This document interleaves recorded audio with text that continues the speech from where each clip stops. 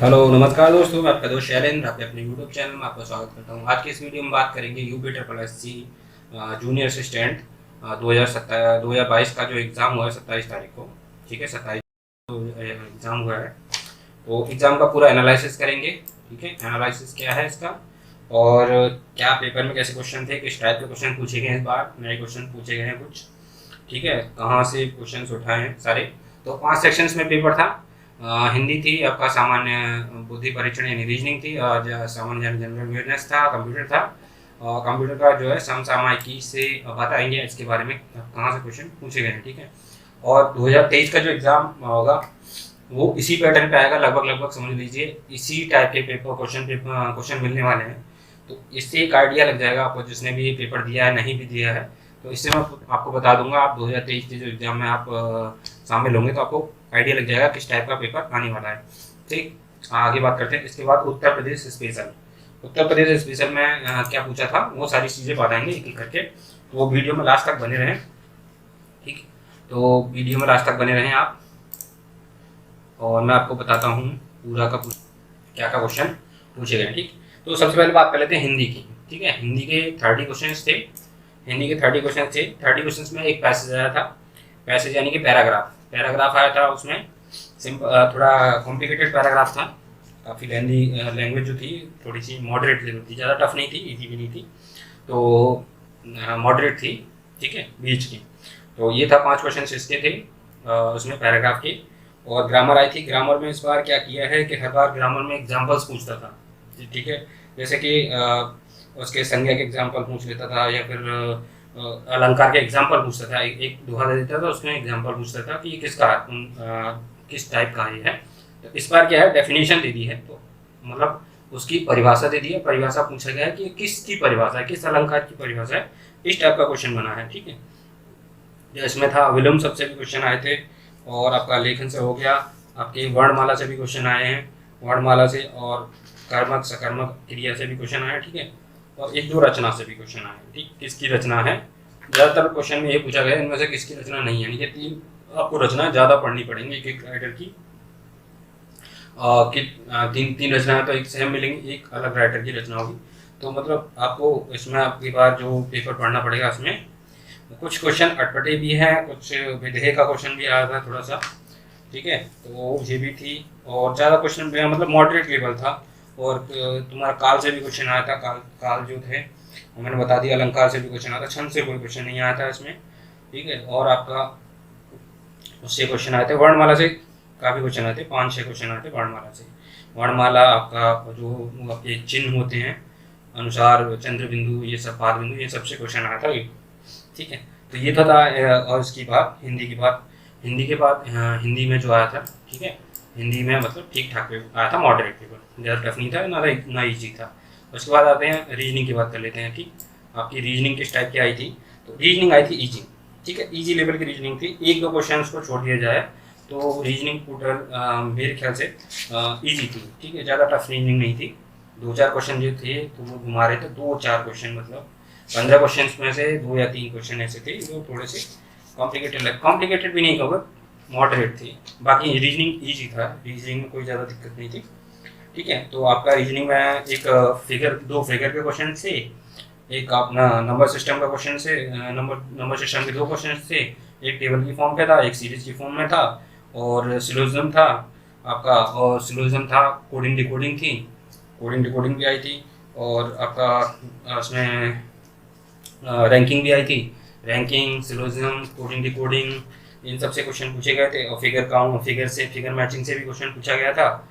ठीक है, और जो स्पेलिंग का आपका जो अरेंज करने का होता है वो पोर्शन, उससे भी क्वेश्चन पूछा गया था। और आपका 2 क्वेश्चन उससे पूछे गए थे, सीटिंग अरेंजमेंट से, और एक ब्लड रिलेशन से क्वेश्चन पूछा गया था। मतलब इस टाइप के क्वेश्चन आए थे। तो मिक्स रीजनिंग आई थी, और रीजनिंग कोई ज़्यादा टफ नहीं थी, ईजी थी। ठीक है, एक दो क्वेश्चन को छोड़ दिया जाए तो। इसके बाद आते हैं जनरल अवेयरनेस की बात कर लेते हैं। ठीक है, जनरल अवेयरनेस में आपका करंट अफेयर्स आया था ठीक ठाक सा। करंट अफेयर्स में काफ़ी क्वेश्चन आए थे, कुछ स्टैटिक्स भी मिक्स थी इसमें। तो स्टैटिक्स में क्वेश्चन ठीक ही आए थे, थोड़े से टफ थे, मॉडरेट थे, मतलब ईजी नहीं थे इस बार। और जैसे कि सब एग्जाम में साउथ का ज़्यादा क्लियर पकड़ता है वो जनरल अवेयरनेस में। साउथ का जो पोर्शन पकड़ के रखा है, अभी भी साउथ का ही पकड़ के रखा है। जो ज़्यादातर जो स्टैटिक पूछ रहे हैं वो साउथ की साइड से पूछ रहे हैं, साउथ या नॉर्थ ईस्ट की साइड से, ठीक है। तो वो करंट अफेयर के क्वेश्चन थे, और इसमें एक क्वेश्चन अटपटा डाल दिया है, मतलब बनता ही नहीं है क्वेश्चन, फिर भी डाल दिया कि मानहानि का किस आईपीसी के अंदर आती है, तो ये क्वेश्चन नहीं बनता, ठीक। तो फिर भी डाल दिया है, वो मतलब नहीं बनता है, ठीक है। और एक क्वेश्चन ये भी आया था कि ये विष्णु शर्मा की जो प्रसिद्ध पंचतंत्र है किस भाषा की पुस्तक है, इस टाइप के क्वेश्चन आए थे, और कुछ ईजी भी क्वेश्चन थे, और ये सारे क्वेश्चन थे। तो मतलब ठीक ठाक पेपर था, इसमें भी ज़्यादा टफ नहीं था, मतलब मॉडरेट था, ज़्यादा टफ नहीं था, मॉडरेट था। थोड़ा सा करंट अफेयर्स थोड़ा सा घुमा रहा है, और ये जो साउथ का पकड़ लेते हैं, ये साउथ का आपको हिस्ट्री मतलब स्टैटिक्स जो है ठीक ठाक करनी पड़ेगी। और करंट के भी 8-10 क्वेश्चन थे, 8-10 से ज़्यादा ही क्वेश्चन थे करंट के, ठीक है। लगभग 20 में से 8-10 क्वेश्चन करंट के थे, 8-10 स्टैटिक्स थे। तो 10 के 10 मान के चलो दोनों के, ठीक है। और इसके बाद आते हैं कंप्यूटर की बात करते हैं। तो कंप्यूटर में जो आया था क्वेश्चंस, जो किताबें पढ़ रखी हैं, जैसे कि परीक्षा मंथनी किताब है, और भी 2-3 किताबें, उनसे किताबों से कुछ काम चलने वाला नहीं है। तो ये जो एग्ज़ाम आया था, इसमें टोटली नए क्वेश्चन हैं। इसमें कुछ क्वेश्चन छोड़ दें, 15 क्वेश्चन, 5 क्वेश्चन छोड़ दें, तो बाकी 10 क्वेश्चन जो है नए पैटर्न पे हैं, वो कहीं भी नहीं मिलेंगे आपको, किसी किताब में आसानी से नहीं मिलने वाले हैं। वो कहीं नेट पर पढ़ने से, या फिर कोई पढ़ाएगा कोई अच्छा, तो वहाँ से मिलने वाले हैं। 10-12 मतलब 10 क्वेश्चन तो 10 क्वेश्चन बाहर से मतलब इधर उधर से आए हैं, जिनको वेराइटी ऑफ नॉलेज होगी। बाकी 8 क्वेश्चन मान लो बाहर से आए हैं, बाकी 7 क्वेश्चन जो है बुक से मिल जाएंगे, इधर उधर से पढ़ने को, ठीक। तो ये आया था आपका। इसमें ये पूछा था, एक डोमेन नेम सिस्टम के बारे में पूछा था, माइक्रोसॉफ्ट एक्सेल से क्वेश्चन आया था। तो वैसे क्वेश्चन नहीं आए थे जैसे कि आप ट्रेडिशनल क्वेश्चन आते थे कि वर्ड में कंट्रोल कॉपी पेस्ट इन सब की शॉर्टकट की क्या होती हैं। एक क्वेश्चन ये पूछा था कि वो डब्ल्यू की जो स्टेब्लिश किसने किया था, मतलब फाउंडर कौन है, इस टाइप का क्वेश्चन आया था एक। और हडूप से भी क्वेश्चन आए थे, हडूप आया था, एआई से भी क्वेश्चन आया था, क्लाउड से भी क्वेश्चन आया था, ठीक है। 3-4 मतलब ऐसे क्वेश्चन आए थे जो अभी किताबों में नए क्वेश्चन बने हैं। इसमें कुछ पहली बार मैंने देखा है कि ये जो क्वेश्चंस बने, ये नए क्वेश्चन बने, कुछ क्वेश्चंस को छोड़ के।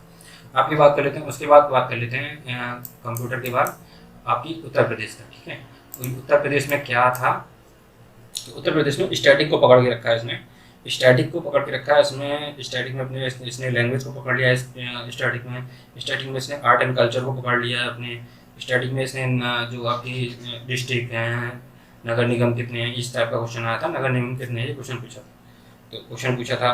और इसने अपने जो स्थल हैं, मतलब जो मोनूमेंट्स स्थल हैं, प्रसिद्ध स्थल, उनके बारे में पूछा था। मतलब स्टैटिक्स से ज़्यादा ही पोर्शन कवर किया है इसने। मतलब इसमें जो करंट अफेयर्स है स्टैटिक उत्तर प्रदेश में, जो करंट अफेयर्स है जैसे कि बजट वगैरह, इन सबसे कुछ खास क्वेश्चन, एक भी क्वेश्चन नहीं मिला है, सब स्टैटिक ही पकड़ के रखा है इसने। तो यही सेम पैटर्न्स आपको 2023 में मिलने वाला है। 2023 की जो जूनियर स्टूडेंट की वैकेंसी है, तो आप इसी को पकड़ के तैयारी करें, थोड़ा सा एक्स्ट्रा एडवांस लेके चलें। करंट अफेयर्स भी फिलहाल इसमें नहीं पूछा गया है, हो सकता है नेक्स्ट पेपर में जब भी आए आपका 2023 में, वहाँ पूछा जाए, ठीक है। तो ये तो थी बात आपकी इसकी पेपर की, कैसा था एनालिसिस पेपर का। तो पेपर का एनालिसिस मॉडरेट टू मॉडरेट है, इजी टू मॉडरेट नहीं, मॉडरेट पेपर था, ना ज़्यादा इजी था ना ज़्यादा टफ था, इजी मॉडरेट थे, ठीक है। तो अब इसमें मान लेते हैं कि अटेंडेंस कितनी थी। अटेंडेंस जो थी इसमें बच्चों की लगभग 50% की थी, ठीक है। जितने भी बच्चे हैं उसका 50% बच्चे ही इसमें प्रेजेंट हुए हैं। तो 50% बच्चे ही प्रेजेंट हुए हैं। तो इसकी जो मेरिट जा सकती है, फाइनल मेरिट, फाइनल नहीं मतलब जो जिसके लिए कॉल आ जाएगा सबको टाइपिंग के लिए, इसका टाइपिंग है, टाइपिंग के बाद डॉक्यूमेंट वेरिफिकेशन होगा, डॉक्यूमेंट वेरिफिकेशन के बाद आपकी ज्वाइनिंग होगी। तो टाइपिंग के लिए अगर कॉल आनी है तो मैं समझता हूँ 75 पे जनरल की कॉल आ जाएगी, ठीक है।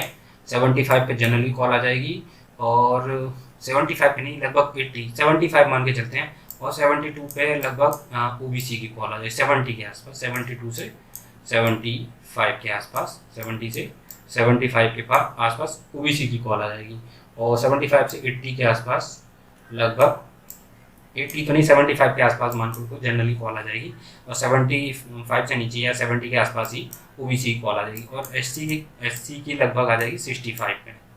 65 पे आपको टाइपिंग के लिए बुला लिया जाएगा। SC में आप हैं तो, और ST में हैं तो आप 55 55, ठीक है, 55 अगर आप ST में हैं तो 55 पे आपका कॉल आ जाएगा, ठीक। तो ये था आपका एनालिसिस जो मैं एग्ज़ाम दिया है उसमें, उसके हिसाब से, क्योंकि पेपर ज़्यादा ईजी था ना, कुछ एक क्वेश्चन बहुत ईजी थे, कुछ क्वेश्चन बहुत टफ थे। तो बहुत टफ तो नहीं, मॉडरेट लेवल, ठीक। तो जब नीचे जिसने पढ़ा होगा या फिर कहीं वैरायटी ऑफ क्वेश्चन बहुत सारी बुकों से पढ़ा होगा, करंट अफेयर्स से या कहीं से, तो उनके लिए हो गया होगा, ठीक।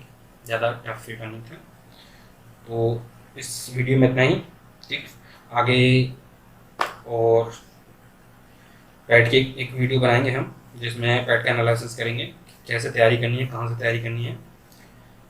तो इस वीडियो में इतना ही। So thank you for watching.